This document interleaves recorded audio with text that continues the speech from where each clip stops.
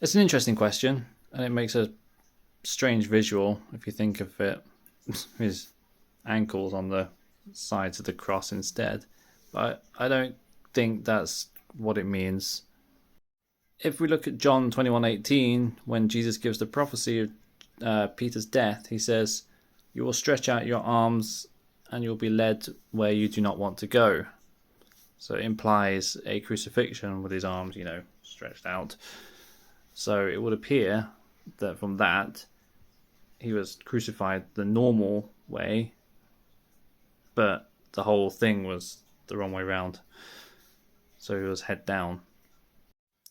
The first record of this story of him being crucified upside down comes from a book called The Acts of Peter, which is apocryphal. It's not in the canon. It's from around 180 to 190, and in there there's a whole thing where Peter gets taken to be executed. He gives a big speech and he says he wants to be crucified upside down instead of the same way as Jesus. He apparently said to his executioners, "Therefore, executioners, I request to you that you crucify me head downwards and in no other way." And apparently they obliged. And it's well known that the Romans were very sadistic and took pleasure in killing people in many various ways. So there's a debate whether executioners would actually listen to a prisoner in how they want to die. But then at the same time, Romans were sickos, a bit tapped in the head, so, and executions as well, they're probably a bit to begin with. So they might have taken his request because, it's novel. Not many people want to be crucified upside down.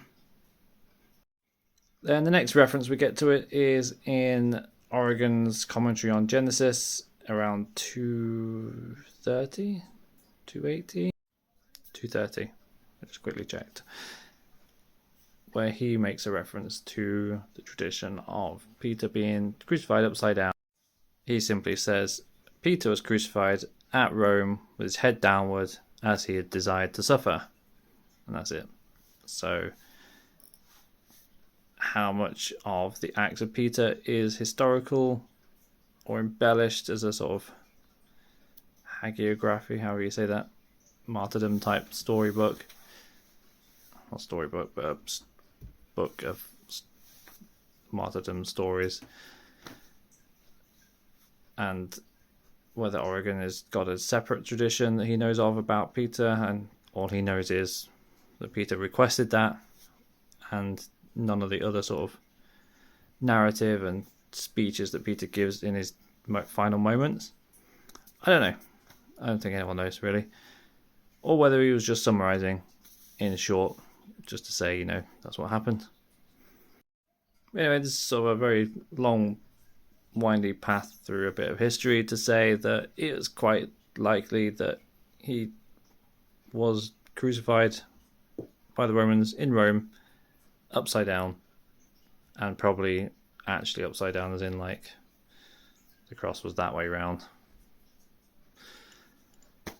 So there you go. Oh yeah, one last little thing. The crucifixion during Nero's reign, so around 64 AD is the typical time period. Peter's thought to have been crucified, along with Paul. Was meant to be at the foot of Vatican Hill, which is obviously where the Vatican that we know of today is. It was called Vatican Hill then. That's why it's called Vatican now. I can't remember what the Vatican word means anymore. It's in one of my other videos. At the time, it was marshland type stuff. It wasn't a pleasant place to be. So, perfect place for killing people and executing them. So that is why also the Vatican is built there, because eventually a church or some sort of building, monument was built on the site of where Peter was meant to have been martyred. And over the centuries, we have now the massive building of the Vatican where the Pope lives. So there you go. A little bit of fun history facts for you. Hope it answers your question.